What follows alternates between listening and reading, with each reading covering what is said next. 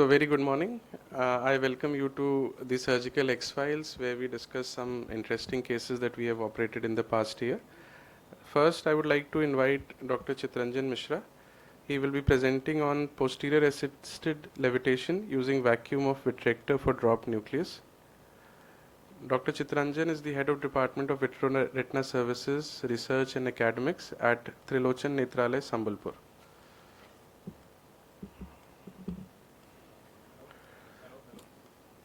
May I also invite Dr. Avnish to join me on the panel, Yes. please. So, should I start? Slides, please. Thank you, AIOS. Thank you, Dr. Devakant and all my friends. So, my talk is on vacuum-assisted levitation of the posteriorly dislocated cataractus lens. All of us know that posteriorly dislocated cataract lens can be of traumatic or iatrogenic etiology, and it needs a pars-plana vitrectomy with utmost retinal safety. The traditionally described method is pars-plana vitrectomy plus pars-plana lensectomy, and it needs a fragmentum and perfluorocarbon liquid. However, we describe a technique in which the levitation is done and we don't need fragmentum and PFCL. This is a video we can see over here. This technique I have named as vacuum assisted levitation. So here we can see there is a traumatic subluxated cataract. While attempted removal, there was a drop of the entire cataract with the nucleus, we can see. However, imagine a situation where in a resource scarce position you don't have access to fragmentum, so that is like going for fishing without having a fish net, isn't it? So what I'm doing as a surgeon over there, I'm doing a very good core vitrectomy, and PVD is not induced. I will emphasize on this statement why I have told that PVD is not induced, because do a very good core vitrectomy and base dissection. We can see over here we are doing base dissection. All of us know that core vitrectomy and base dissection are very vital for any vitreous surgery.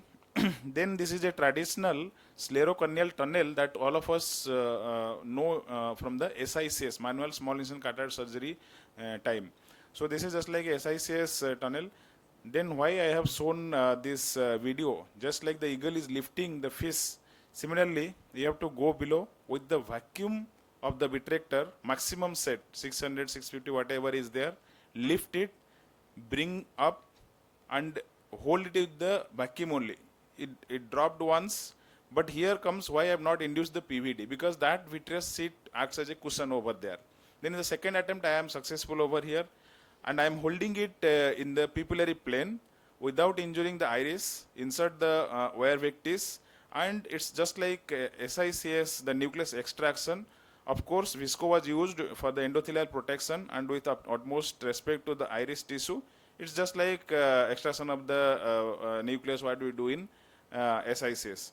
Then I did a scleral fixated IOL. I do a modified Gabber's technique, no glue, no suture technique.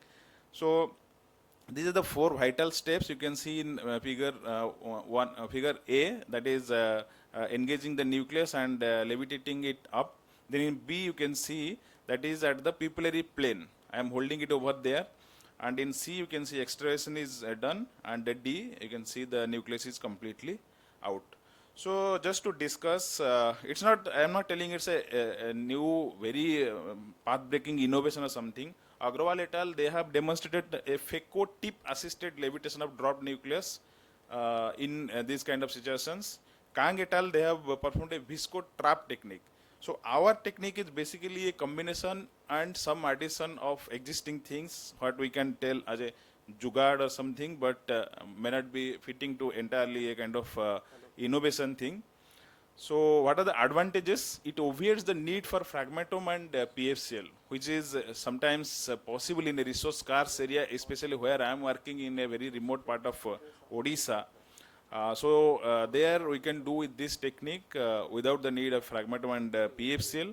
And what are the disadvantages? Possible damage to the corneal endothelium, iris and macula. There is this possibility there which we have to take care of. And difficult for large nucleus and small people. Small people cases I have tried, it's very difficult, and large nucleus also it's difficult 25 gauge vitrectomy we cannot do because 23 there is a large bore, so it is little easier over there. And initially I was thinking that if the capsule is intact only we can hold it and take it out. However, what I have seen, even if the capsule is not intact, still with some nibbling we can create some kind of uh, uneven surface over the nucleus and still we can lift it. I have other videos I can show in some in the future presentations. So what are the learning points? In resource scarce scenarios, the management of a posteriorly dislocated cataract lens can be done without the need of fragmentome and PFCL liquid. And without the induction of PVD, the remaining seat of the posterior vitreous cortex, it actually acts as a cushion. So the need of PFCL for the protection of the macula is not there. So PFCL, without PFCL, we can do this. And this seat actually protects from the possible mechanical trauma due to the fall of the cataract over the macula. And the vacuum of the vitrector can be used to levitate the posteriorly dropped nucleus. And further, it is extracted out just like manual SICS. To summarize, vacuum assisted levitation technique is useful in resource scarce situations, in well dilated pupil, and a small cataract nucleus with intact capsule is better. However, without intact capsule also we can do this. However, I must tell that it's not a substitute plus PPV plus PPL, plasma vitrectomy plus plasma lensectomy still stands the time tested technique for a dropped cataract lens. Thank you for your kind attention. Thank you so much, Dr. Chintranjan, for such a nice presentation. So, have you ever tried using your phaco probe without a sleeve? That has been also described for lensectomy. Yes, that I agree. That's why in the discussion I have mentioned this.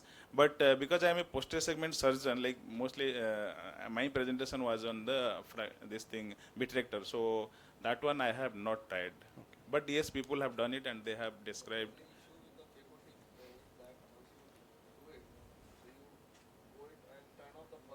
My, my.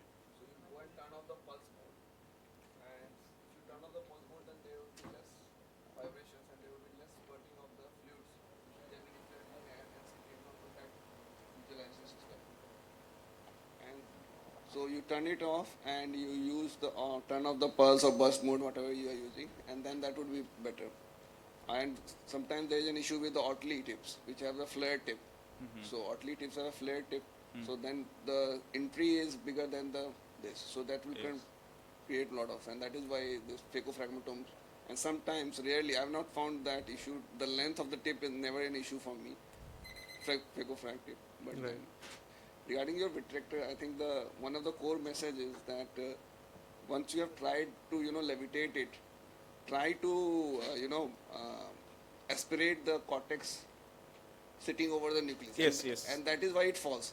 Yes. Because in the middle, while you are lifting it up, the Correct. cortex gets aspirated and Yes. then the vacuum is lost. Yes. So first, create an area where you want to, grab. Yes, we do that grasp. practically. Yeah, Yes. that is a very important.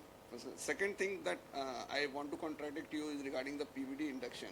Okay. Not for the say that what purpose it serve.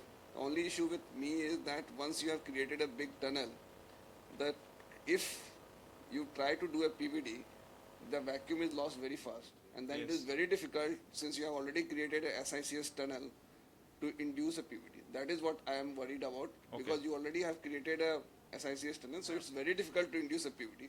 So basically, you are also agreeing that we need not induce the PVD or we cannot induce, No, I and feel- just one more additional Timing of reason. the induction of PVD should be done Before the creation of the tunnel. That is Before. what- Yes. yeah, Okay. that is- And that was one thing which he showed, that he kind of like levitated it. And I mean, if you do make the tunnel first and then you try to go in, then because of since the anterior and the posterior chamber are it's one compartment itself. The lens kind of tends to whirl around inside the intraocular space, and that becomes an issue. So need not open the tunnel at the first go. Yeah. So first you go in, try to levitate, and then possibly you can do that. But if you have a good tunnel, a well-sealed tunnel, then it shouldn't be an issue, right? Yeah. And another thing is that what I have tried is, if there is a smaller piece, Mhm. then I levitate it and then eat it up with a phaco. Okay. And It's then a we can- smaller yeah, piece. even You as can- you can In do that this, case, you some can traction, some theoretical traction may still happen because you are No, telling that. after doing vitrectomy, of course. tried levitating. I mean, you've done Rather than vitrectomy. If it is doing a phaco- rather than making a large tunnel and Can, you know can I bringing. share one my personal, I mean, that is what I feel. Somehow I feel, I mean, always the most difficult PVDs has been drop nucleus. I don't know why. Absolutely. Why it That happens. is this. Deep Why set the, eyes, I have Yes. spent, hard sometimes I cataracts, spent and even there is till no half an PVD. hour just trying And to, remember, these So, are the but the- eyes the IOL person have sent Why us it with the happens, I don't know. potential But the of question is, do you 6669. really need to induce a PVD in these cases? see, theoretically it requires. If you've removed all the tractions, if you've done a good core Theoretically, you don't- vitrectomy, I have Because there is a concept right now of limited vitrectomy. A lot Yeah, of things have that's fine. evolved. Yes. But theoretically, once you go inside, you want to you do want the to, PVD. no, as VR No, surgeons, but you want sometimes to. we end up in creating some micro holes during PVT induction also. That is, but there is no RCT to, even for SFIL also, SFIL with or without induction of PVT, the occurrence of RD, there is no RCT. We are just There is retrospective one data more only. contradiction to your case, because many a times you will get such cases that in cases of any, if you feel that there is a compromised cornea, you should Yes. not do this. Yes, yes. That's why I have told it the disadvantage, limitations. Correct. Agree. Thank you so much, Dr. Thank you. Chitranjan. Thank you. Nice discussion. Thank So you. next, I invite Dr. Avnish Upadhyay. He is working as a retina consultant at IQ Super Speciality Eye Hospitals in Gurgaon and adjoining areas. He'll be talking about foldable IOL as sutured SFIL in post-corneal transplant patients.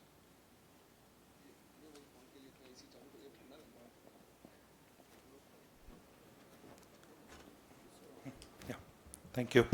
At the outset, I would want to thank Dr. Diva for having me for this IC, and I'll be taking you along with one of the 6 files which we could see how it turns out. So we had this 56-year-old one-eyed gentleman, and he had a complaint of defective vision in the left eye since a month. And both of his eyes had had corneal transplant for 2 times each, and the cause for transplant was not known.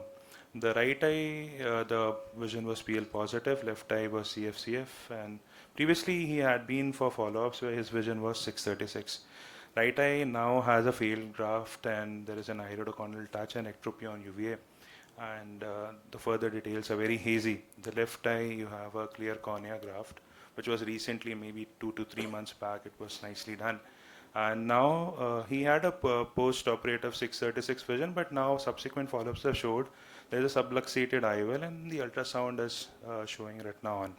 So we planned that we will do an IOL explant with vitrectomy and a sutured SF IOL for this patient. I mean, this is normally I take up this patient for surgeries. So coming to the video of this patient, you can see we have done the peritomy here, and would want to emphasize that then we start with this. Sorry.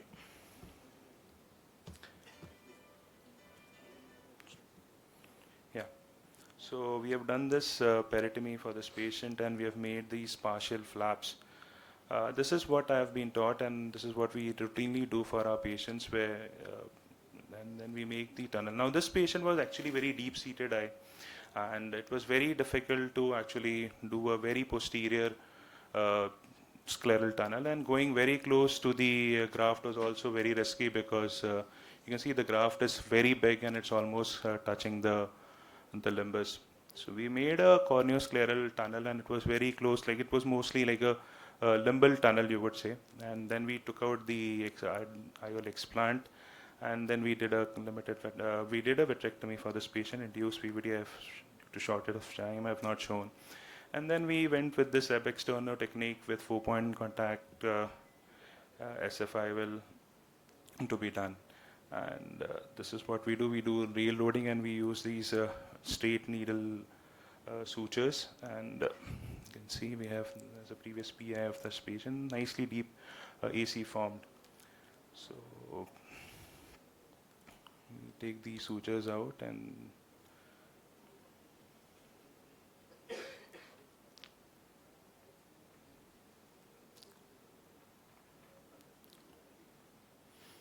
so once that is out, I'll take we use this PMMA lens with ILH 6.5 PMMA lens as is used, and we tie the knots, and we try to actually go in putting the lens inside, and we'll see how it turns out. You can see the trocars are very close to the globe. The globe is high, like it's hardly opened up. So I just have enough space to just maneuver around in that particular space. Like there is no space in on either of the areas.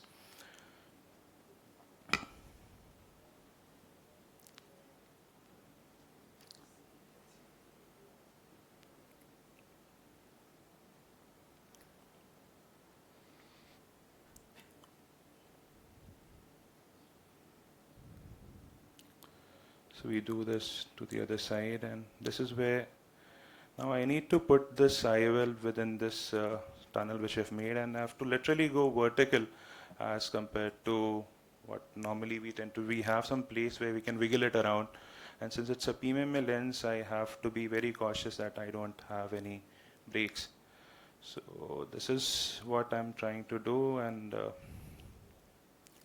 once the sutures are done, I'm trying to push it inside.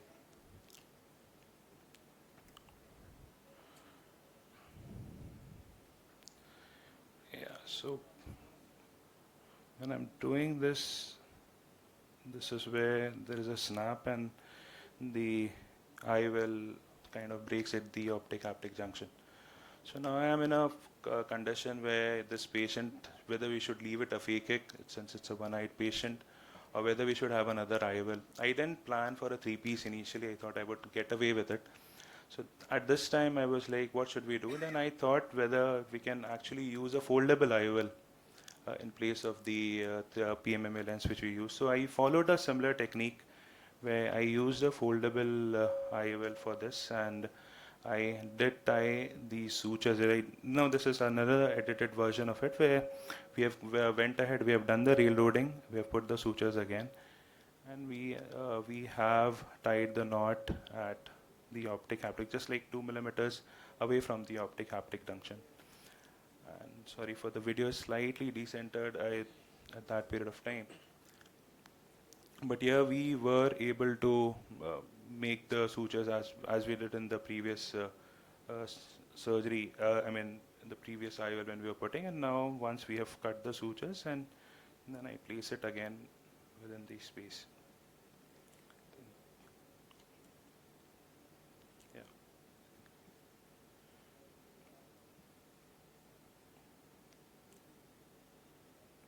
Just have a minute.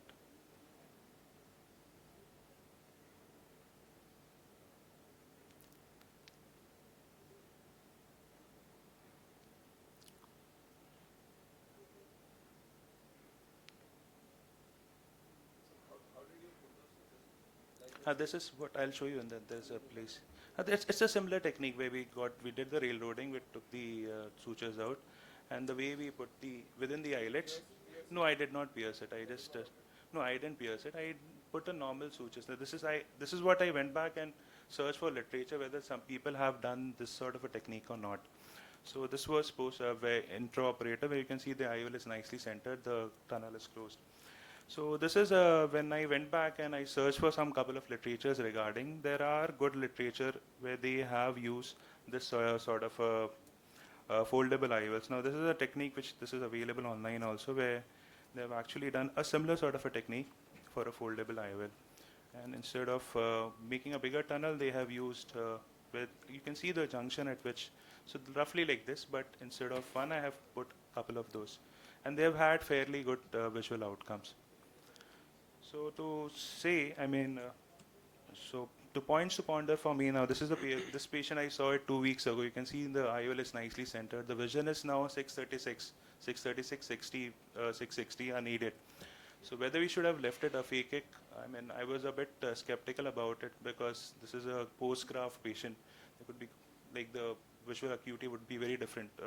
There's a lot of astigmatism in this.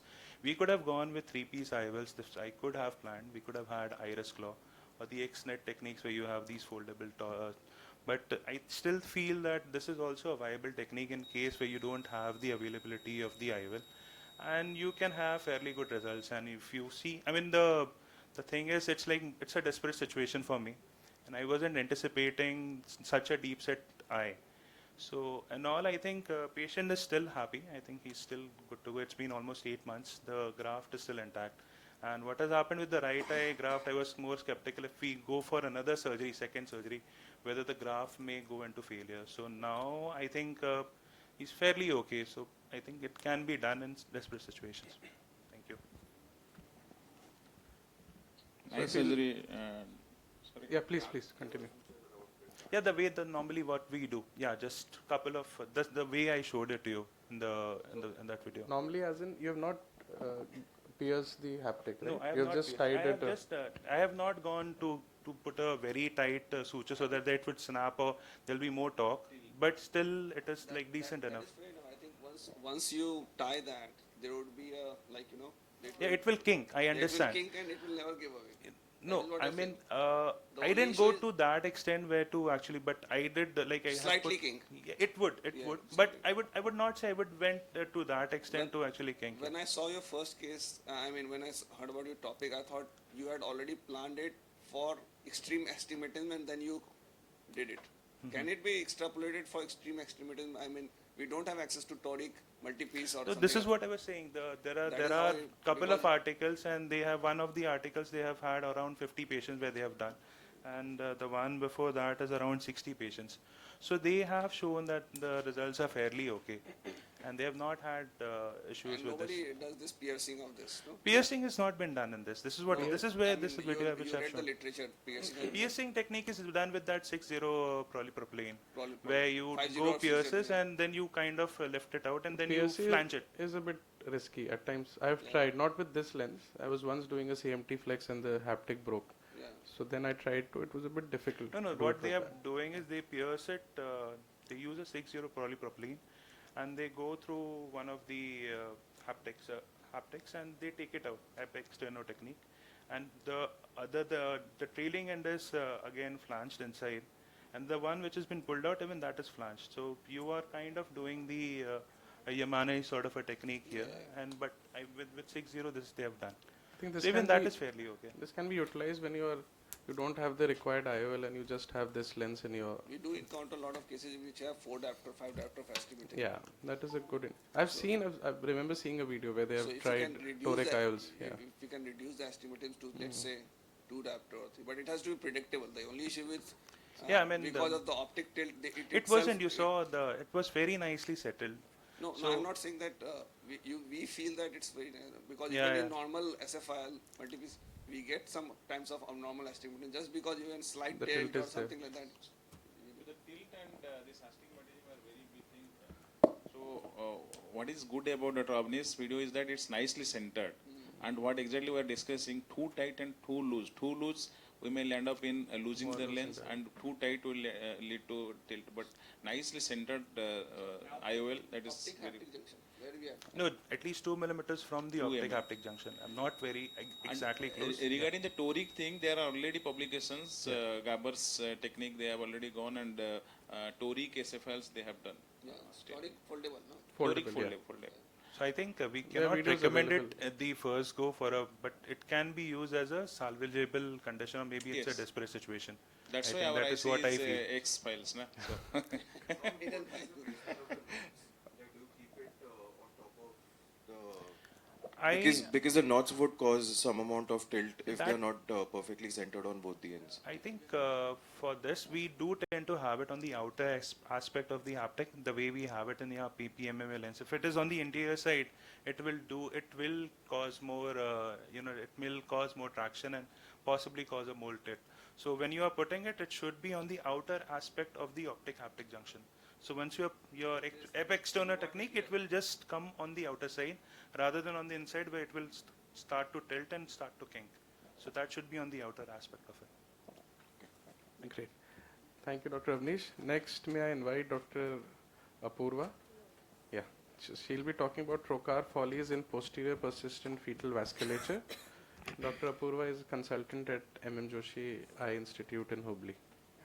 Something went wrong with my presentation and some desperate measures have been taken. Right. So We have been seeing desperate measures since morning, so no issues. Can we have the presentation, please?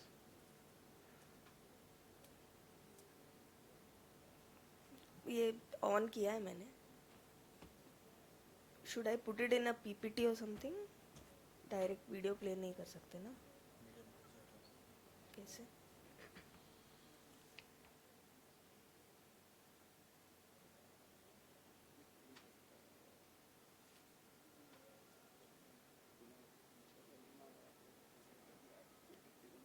थोड़ा light of हो सकता है.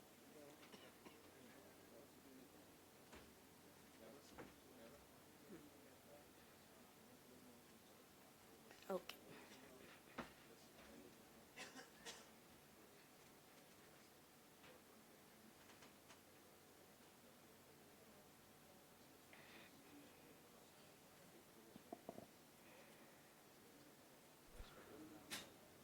So this is my one of the cases, the first of the cases of a series of cases of pediatric retinal detachments.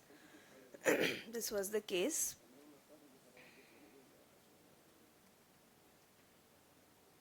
Case 1 is trocar follies. So this was a 5-year-old boy with a white reflex in the right eye noticed since 7 months, and it was increasing progressively. A right eye total cataract was diagnosed.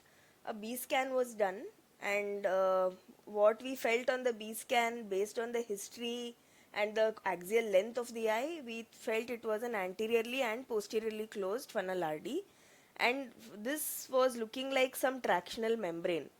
So in all fairness, went in thinking it is a posteriorly closed funnel RD, removed the lens and put the trocar at infusion site at 2 to 2.5 mm, not very posterior.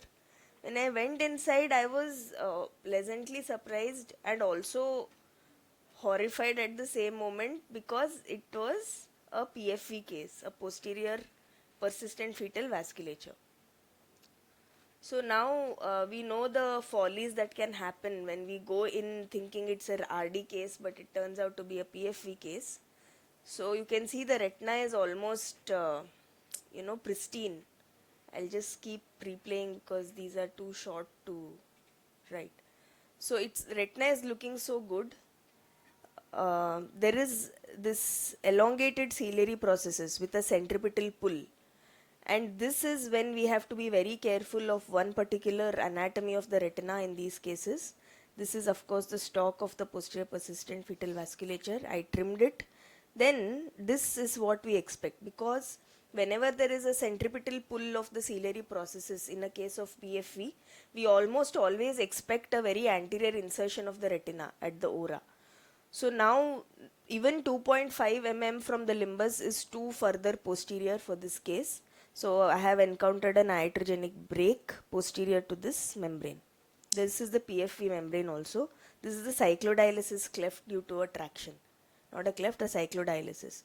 Now I had no choice but to excise this anterior flap, like you can see, because otherwise it would cause traction and cause PVR, anterior PVR, that too. Then now I found that the centripetal pull is obviously because of an anterior fibrous component of the persistent fetal vasculature.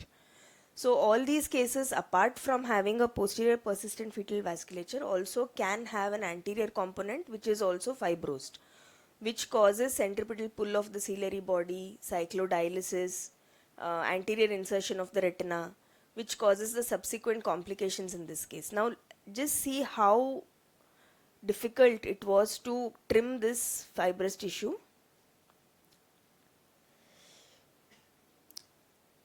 I'll just show you, this is the fibrous tissue, this one, and I'm trying to dissect it from the base. It was very difficult. You can see it is very stuck. Now what I'm doing is I'm actually bimanually dissecting it from the base. This is what I had to do. And then I tried to trim this fibrous tissue using a cutter, which was in vain, because these tissues are very cloth-like. They don't. I even went in with a frag. You can see I'm gone in with a frag. Then I finally deliver it out through a limbal incision. So this was how tough it was to tackle. Then after PFCL air exchange settling the retina, I've lasered the large break.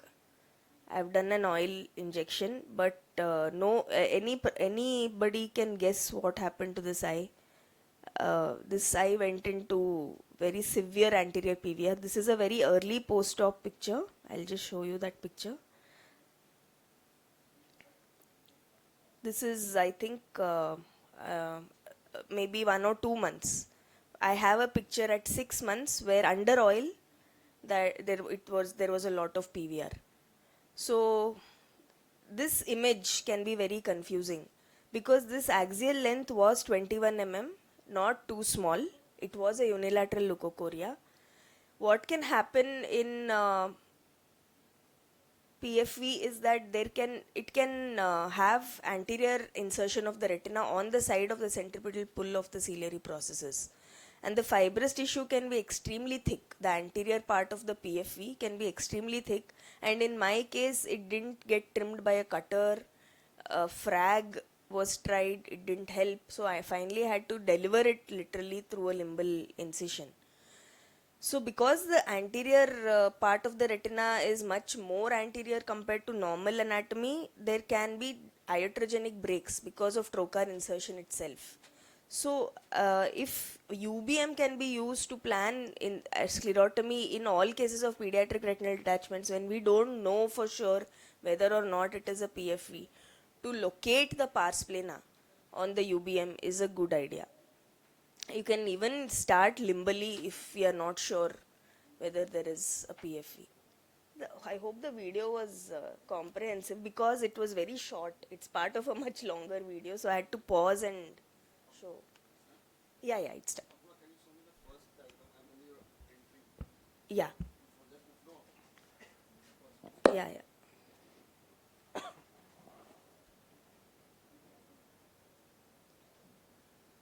1 second. You want the B scan or the entry? When you are When you about to made your enter. entry. Okay. 1 second. Yeah, there. Okay. So this patient had a cataract. Yes.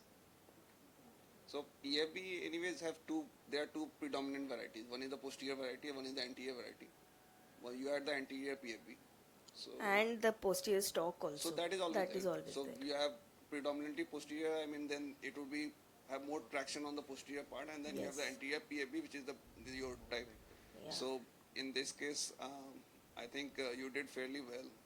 I mean, fairly well in the sense what I want to say. Anatomically. Yeah, you are very lucky because even if you cut the stalk, they bleed sometimes very profusely. If you cut, and even when you are cutting this whole membrane, which you said that you were not able to, they start bleeding like hell. So the issue is that whenever you cut, you have to do extreme diathermy, and then only you can cut. Even if when you're cutting, I don't think you did the diathermy. I did. I have not. There is some bleeding. You can see those but those points I that is why dithermized. you are very lucky. Because Yes, it was just bleeding, didn't allow you to stop the surgery. You were able to Right. complete the surgery. Right. It's very- And I think the only take-home message that we can do is that if you are encountering such a case, before entering the trocar, UVM is not a practical solution to anything. So what you can do is once you had taken out the cataract, you could have just self-indented and then see, and then you could have put the Exactly. trocar at Yes. 6 o'clock position Yes. or this. You could have just changed your position and then it would be because if you touch it, then the eye is gone. If Yes. you create a break, then it's gone. Yes. Apurva, just a thought like instead of doing that our regular trocar cannula thing, could we have done it the AC maintainer thing so that we could have avoided Yes, that injury? absolutely. It's a retrospective thought anyway. You have done Absolutely. it nicely. Once you decompartmentalize the whole Yes. eye, you can just go for AC maintenance. So that And indented, like he said, and seen just you can before. put the right place where you want to enter the trocar. And regarding that stock thing, you did correct that you did not try to avulse it. Otherwise, it would have been catastrophic sometimes. Even No, never. if you try to do it, sometimes in the diabetic retinopathy cases, Correct. we are successful in doing that, but here it is very dangerous. Probably. When you have such a closed idea that it is, this is closed funnel RD. You know that spinal level. It's like, see, it's not that I had any. Close funnel RD, the color Doppler is positive only. No? Exactly. So can that help to distinguish whether, I mean, depending on the arterial flow, because retina would also have some arterial flow, right? What one of my radiology friends was saying, some other case we were discussing, that they do that prenatal USG, and if they are confused whether it is a congenital retinoblastoma or a PFV, they do a Doppler. Yeah, that is what I'm saying. So Because I think PFV has some values. yeah, that is what I'm saying. They would have a predominant one arterial flow, while Yes, a retina would have a diffuse arterial flow, something like that. probably, I'm just probably, guessing, probably, probably. because there will be one stop, it will be coming, and then it could have. So, see, looking at the B scan, would you have considered PFV?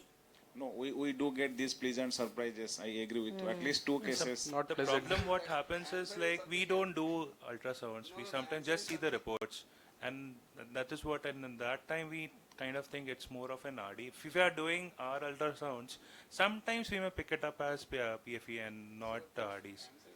Yeah. That if you have a patient who had a bilateral artery, in this picture, then I would have operated. But now we are thinking that a patient has a one eye, and one eye is absolutely normal, right? Other eye we are thinking a closed funnel artery. Will you enter this patient or not? Because you are thinking it's a closed funnel artery, no? No, it's not. Anterior I will posterior- enter this case. Anterior posterior closed. No, I would I diagnose a PFE and then, like, if you were me, whatever. So, would you have done what you did, what you advised me to do at the first go? Like, would you go limbally in such case? Okay. I mean, it would be more safer to go more limbally in all these sort of cases, just to see whether we can actually open the anterior, if there is an anterior, like if you're thinking it's an RD, Correct. I would Even want then to you should go go ahead limbally and do the anterior PVR to be open, and that could possibly. different. Different. Correct. If the other eye doesn't have any peripheral retinal degenerations or anything, why Correct. would this? So then you start suspecting that Correct. I am dealing with something which is PFB. This patient has a cataract. That means it's at least 2 to 3 years of duration. The eye patient eye is 5 years of age. So it's already at 2 years or 1 or 2 years he has had this thing episode. And Right. now it has cataract. Right. Because if there is a fresh RT, then it requires at least 2 to 3 years for cataract to happen. So that is how we'll start thinking. And I think PFB has to be one diagnosis. You should always. Correct. In the interest of time, I think. Yeah. Sure. So Thank thank you you, so Dr. much. Apurva. I would like to call upon our instructor, Dr. Diva Misra. Can I have He's the slides? presently the director at Swan Jyoti Eye Hospitals in Lucknow. Over to you, Dr. Diva. Can I have the slides, please? So I'll be presenting a slight modification to the autologous retinal transplantation technique. So this was a very challenging case for us. She had already been operated several times. With the She help had of a presented with, yeah. No, no, order. So she had already she was a macular hole case. She had already been operated twice elsewhere. Sorry. And then there was a failed macular hole case, and then she developed a total retinal detachment. Then she was operated for a retinal detachment with oil, and after silicone oil removal, there was again a redetachment in this case. So at that time, she landed to us. So there was redetachment with an open macular hole. So we planned a 4-port vitrectomy for her. This is the open macular hole. So I planned autologous retinal transplantation for this patient. Here you can see that I have prepared one site before, which I have abandoned because I thought the size was a bit smaller. So I've again gone for a larger graft, used an endocautery to prepare the graft site in this case. Now I've used a curved scissors to excise the graft. Alternatively, a cutter could also be used. Now what I've done is that I have not completely excised the graft at this stage. I'll just leave a stalk behind so that the graft is not free floating in the fluid. And I'll not be using a PFCL in this case because my previous attempts with PFCL have been a bit challenging. So I'll do a partial fluid air exchange. I'll not do a complete one. So this partial fluid will allow a limited space for the graft to move around in case it starts free floating in the fluid. So at this stage, I'll complete the FX and glide the graft over to the macular hole. I'll slightly tuck the graft because my main concern is to anatomically close this place. Now I'll provide it some endolaser to the graft site, and I'll do a bimanual silicone oil injection where with the help of the closed ILM forcep I hold on to the graft, because at times I've seen that with the gush of the silicone oil it starts moving around.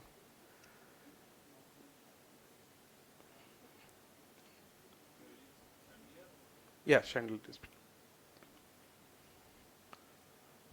So now this is post-operative 1 week, the hyperreflective area. This is our graft, and after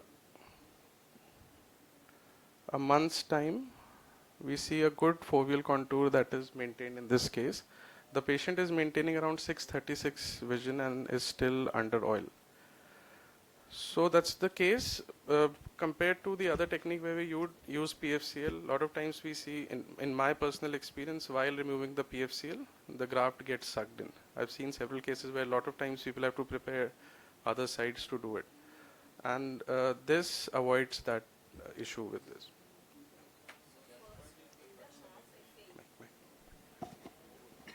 Did a half FA. Yeah, a partial FA, Huh. and then so I left a stalk behind. The graft is not completely excised at that point. So then in the partial FX, I remove the graft, let it be there, then complete my FX, and then glide it over to Okay. the macular hole side. And you're doing the FA through the macular hole. No, Just just normal. Yeah, okay. towards the disc. So, Dr. Devakant, I think nicely done. I would want to emphasize a couple of things here. As you have said, there is this, when you have a PFCL there at times. So what actually happens is when you want to get into the interface of the PFCL from the fluid, that is where the problem happens. It kind of floats up, doesn't go. So that is one good technique where you said that putting it as a partially FAX thing done, you can easily glide you can maneuver it. Secondly, it is always required if you are doing a transplant sort of a thing over the macular hole, we should go bimanually, because it becomes very difficult where you're using a light pipe and then you're trying to maneuver and then you start maneuvering with the light pipe. So you may damage the tissue as well, and it is very unhealthy. So always try to go bimanual in this. And I think in this particular case, it could be possibly a high myope, because the hole was opened here and it was still, I think it was not She's a a full myope, yeah. retinal detachment. So we could have actually, I mean, whether She's it was the already been macular hole which lasered was previously. actually causing the recurrent RD, Yeah. or it was the primary, or maybe the retinotomy which was done. So that needs to be, encountered first. The because retinotomy area was attached, the previous yeah, area, so and there was I mean, peripheral we laser can 360 use, degree was done. I mean, we can, where you have done this thing, you could do a retinotomy or make it where the primary break is. So even if you close the hole, like I mean, in this condition, we are not aiming for visual success. We are mostly doing an anatomical closure of the hole. Yeah. That would prevent the recurrence of the RD. And we are not aiming for the visual improvement in this Functional sort of improvement, patients. So that is where we can use these graphs and all, or you can use an EMG in that condition. So when you displace the graft from its harvesting site to the destined site, so is there any subfoveal fluid also Yeah, there? so in this case, I have drained some fluid from the macular hole as well. Yeah. So in this case, so I've removed the fluid from there. So we need to be dry it, right? Yeah. It has Because to be. sometimes Otherwise, the it will graft- start no, the going graft can inside. move subretinally also. Sometimes that also happens. It Because has if to you be have a- flat. Yeah. You have to. Yeah, at that case. Definitely. No, definitely. I have used anterior capsule.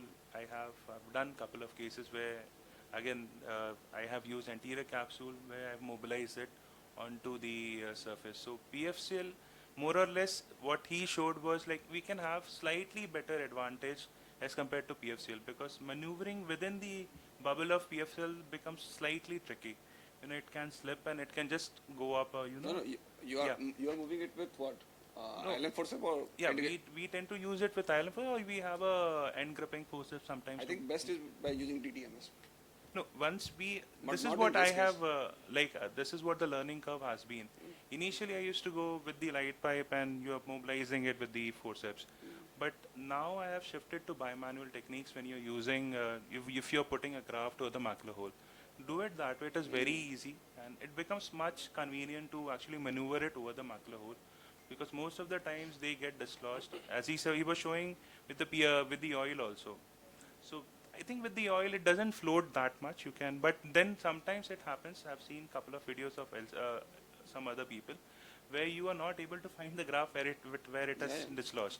So and some It- people do stain the graph. I think with BBG.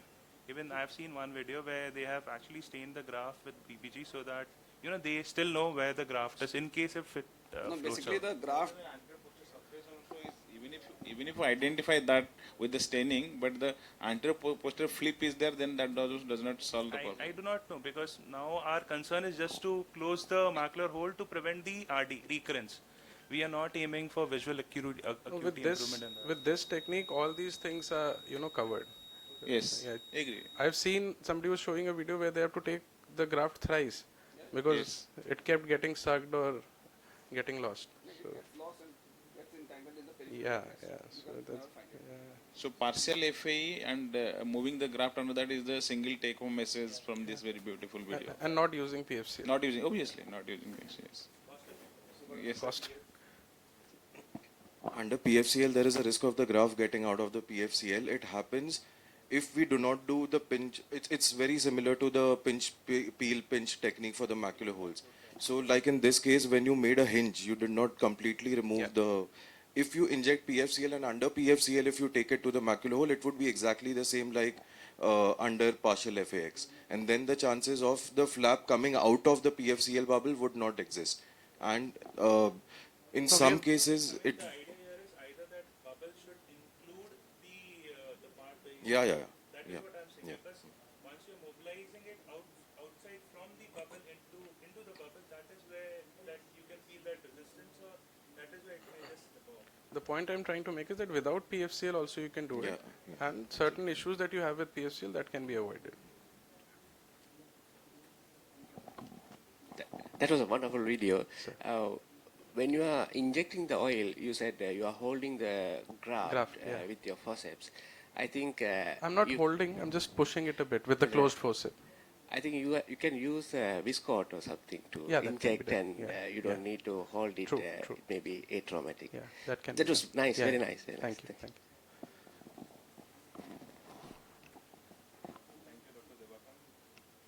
I would like to call upon our next speaker, Dr. Chintan, and he will be speaking about PFCL assisted ILM flap positioning of macular hole closures. Over to you, Dr. Chintan.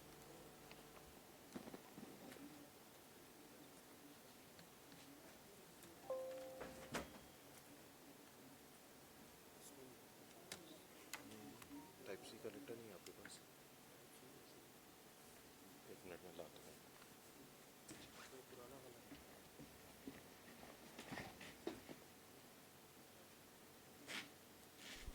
Can we have Dr. Abhishek's presentation in the meantime?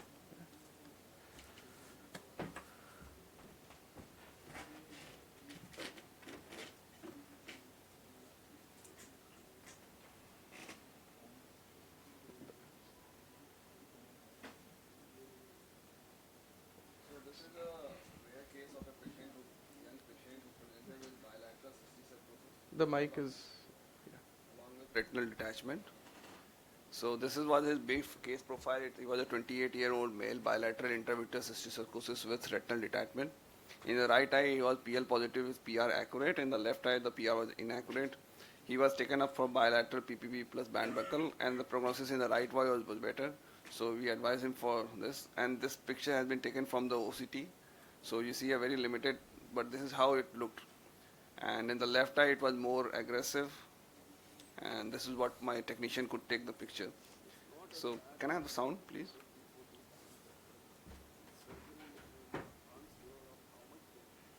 It's not a bad idea to put a 240 band buckle in surgeries where you are unsure of how much peripheral dissection you will be able to achieve. Once we enter inside by using a 3-port pars plana vitrectomy, we see that the cyst is encased in layers of vitreochrosis. So the first idea is to free the cyst from these layers, and once we see that the cyst has become freely mobile, it appears to be a live cyst. Now this is the area where most probably this cyst have entered from the choroidal to the intravitreal cavity, and in most of the cases it is on the temporal or inferotemporal location, as is in this case also. So, and we can also see from this site of fibrosis, chorioretinal fibrosis, there is a site of fixed retinal fold bridging the optic disc. Now we marsupialize the cyst and we send it to a pathology. The next step is that we feel that there is a layer of cortical vitreous which is attached or pulling or tenting up the retina. We try to do it in the traditional method by staining with a triamcinolone acetonide, but it doesn't give us the required contrast. So now what I do is that I smear the whole of the vitreous cavity with brilliant BBG, and I leave it for some time. BBG does stain it, and it gives us a better contrast to feel for the very densely adherent cortical vitreous sort of thing, which is somehow I feel that tenting up the retina. Now we go by this, we do a repeated maneuver, because whenever we try to hold it and extend it, it used to, it was fragile and it used to come in. So we pinch and then peel and then extend to the periphery. Now this was, although it's a very short minute video, but it was quite challenging also, because you can see that some amount of hemorrhage is also happening, and then we have to take care that this is a inflamed, thin retina, and we don't want it to create any iatrogenic break in this case. So we can see that there is a lot of subretinal fluid which is present there. The anatomy of the retina is also very strange, because you can see that somehow that there are some places the retina was so thin that felt that there were some holes. And we could extend it just till the place where the band buckle indentation was there. Beyond that, we are not able to do it, because if I felt that if I extend more further, then there would be some sort of break that I would be able to create. So I did it till that place. I certainly had to curb my instinct to not do a drainage retinotomy. And at this place, I thought that I might be able to, release it. You can see the retina is clearly detached, and we tried to peel it, just got a feel of it, but I think the art of doing nothing came to help us. And once, peripheral sieving of the residual, whatever we had extended it, we removed it and just closed the eye under air. That is the end of the surgery. So this is the fluid exchange that is happening, and this is the post-op picture at 1 month, and this is how the patient turned out to be. So to conclude, so this is my conclusion. It could be a chance, it's a fluke, an unlikely chance occurrence that I just got lucky. When this procedure might be the standard operating procedure in every case. Like in this case of cystic-sarcosis associated retinal detachment, I have to do a chorioretinectomy as well as do a silicone oil injection. Another case of subretinal cystic-sarcosis, in which we had to do, if there was no inflammation, I was very quiet. He was a 4-year-old male, and we could extrude it from subretinal fluid and subretinal space, and patient did very well. But in every fluke, there are some hidden messages. Sometimes in retina, less is more. And if you are not sure of peripheral traction pathologies, a 240 encircling band with a plus minus 276 dial is not a bad idea. We should avoid retinotomies and retinectomies if possible. And we should have faith on our RP pump, and trying to get an intraoperative bone dry retina is not mandatory. And this is what I feel, that if you are living a large peripheral vitreous field, then gas tamponade might work better than a silicone oil tamponade. And there is always, in such PCS eyes, which the patient is bilaterally blind, there is always a second day for a stage surgery. You do whatever you can at their day of surgery, and then you can if the surgery fails or something like that, then a stage surgery second surgery can always be taken. You need to do a large retinectomy and you can go for, radical surgery. And intraocular cysticercosis can have a wide spectrum of presentation and management challenges. And we must collaborate more in rare pathologies, especially which are more common in our part of the world. Thank you. Thank you, Dr. Abhishek. So it's more like a diabetic vitrectomy, right? It's mostly tractional, inflammatory kind of a pathology. Yeah, but it's very, diabetic vitrectomy, you know where the point of tractions are, where the point of attachment. I mean, like you've not used a tamponade. So diabetic vitrectomy, yeah, it TRD, just they work turned out well. to be, what I wanted to say is that sometimes you are not sure where the break is. I think the best thing which you did was put up a 240 band. Yeah. That settled most of it, and we could actually induce a BVD. And that could actually extend to the extent of the budget. Another is the And then we just left it. What dye you use? That Dye? was like a real BBG. BBJ only. Yeah, It was so- a little greenish, that's why I was. No, that was the Or posterior. maybe of the maybe view Joe that- or something. That was some new, but it is BBG. But that is what I also wanted to emphasize, that if even BBG, like if you are doing a peripheral saving also, sometimes if you are not getting the right amount of contrast, you can just go and inject Yeah. BBG, and then it gives you a beautiful contrast for the vitreous also. It stains very well. And then pinching and peeling up, because sometimes you miss it, right? That cortical vitreous plate, and in this case it was adherent pan, like in It PDRs. could be an inflammatory membrane Yeah, also, yeah. which could have Yeah, something like that. something like that. It was very, surprised. So, but nicely done, I think. Yeah. The minimum. Yeah, art of doing nothing. Yes. That's Yeah. all. It just came out very well. Yeah, it just came out very well. Yeah, because if you would have left that membrane, because we do tend to see in GRD sometimes, where you have an extra membrane sitting on it. So it, Those are the ones which will cause in some. So it was like a recurrent it was like Apurva's case only. So it's like a peripheral traction. The only was in Apurva's case there was a break already done, and in my case I was assumed there was a break, and I was not sure there was a break. So I just took the risk that I will leave it. If I would have done, and then I would have to do a radical retinectomy, and how that surgery would have turned out, it was a very tough call. I just said that it was a tough call. A good call at the end of the day. If it turns out good for the patient, that's good. Thank you, Dr. Abhishek. Yeah. Can I have Dr. Chintan?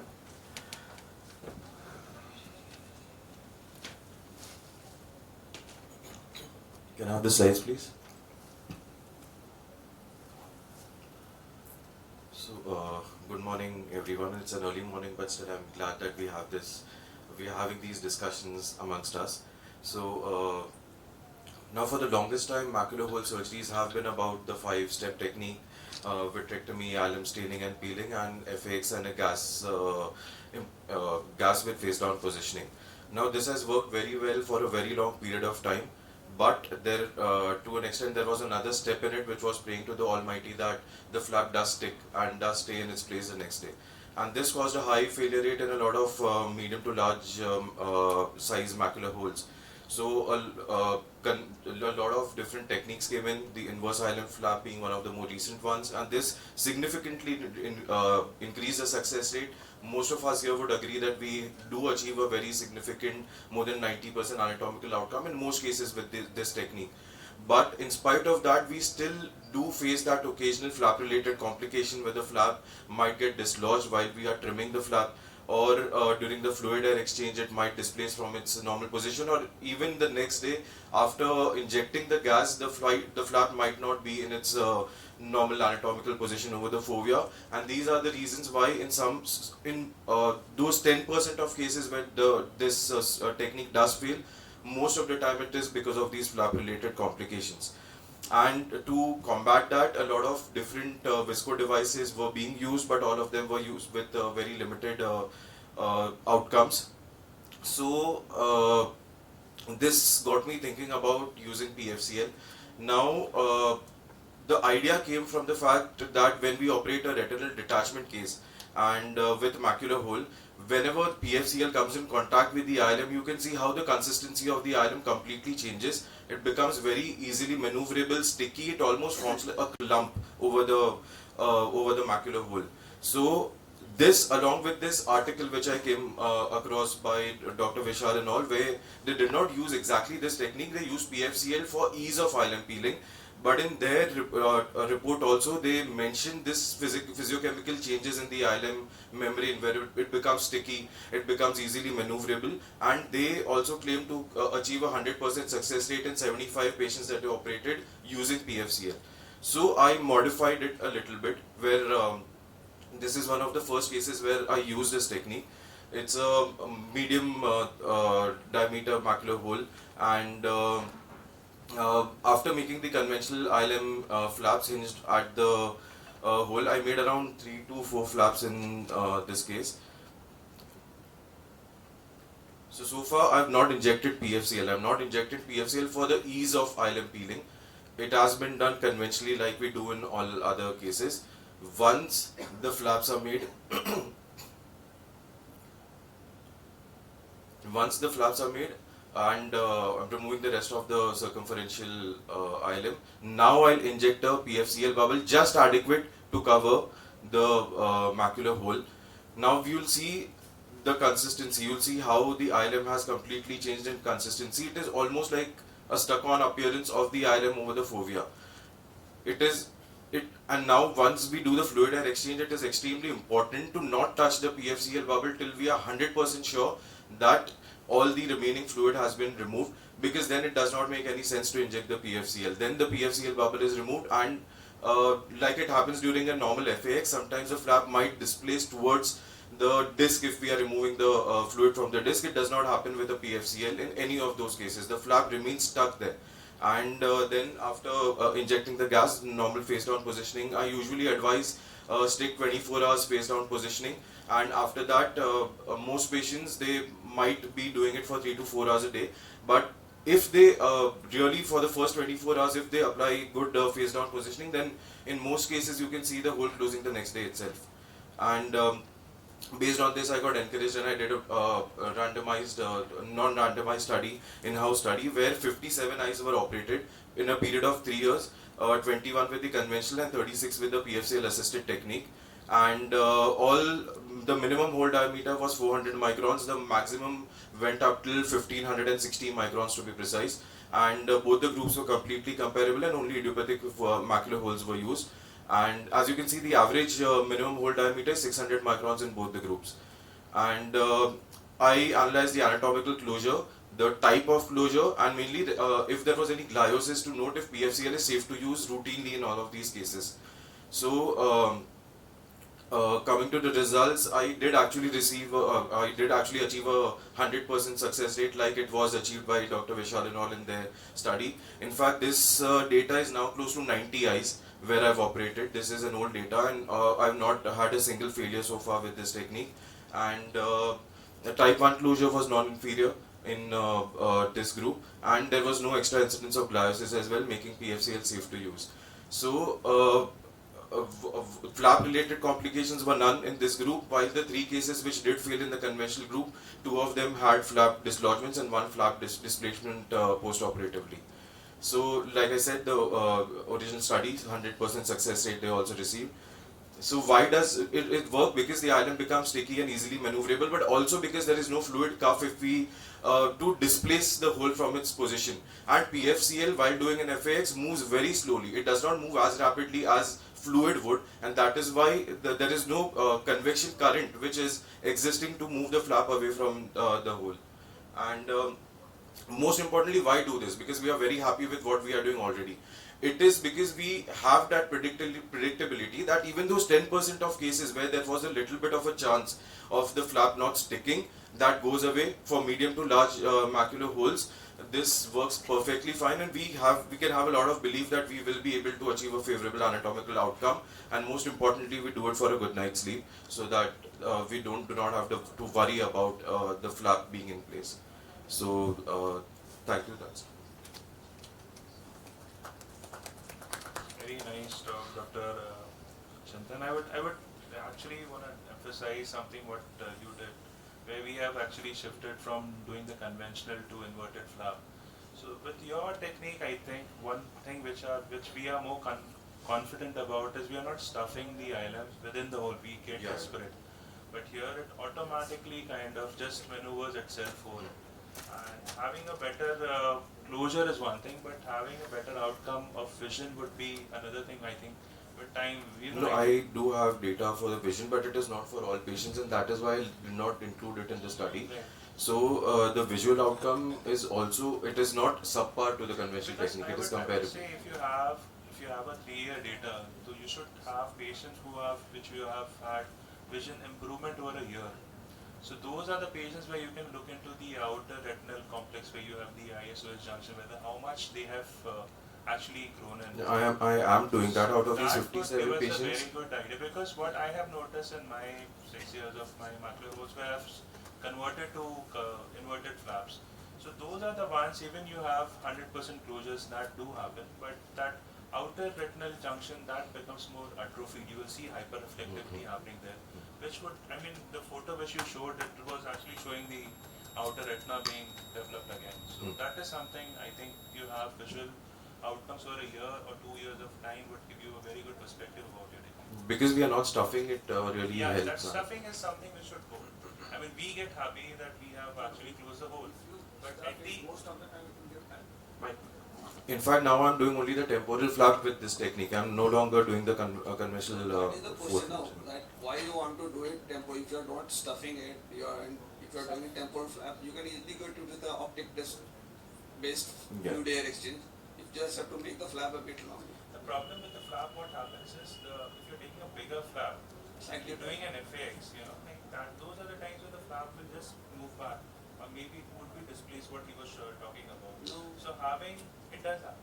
No, I mean, I'm not saying if it does happen, with me it does happen. no, even for me it also happens, sometimes, but it's not that frequent.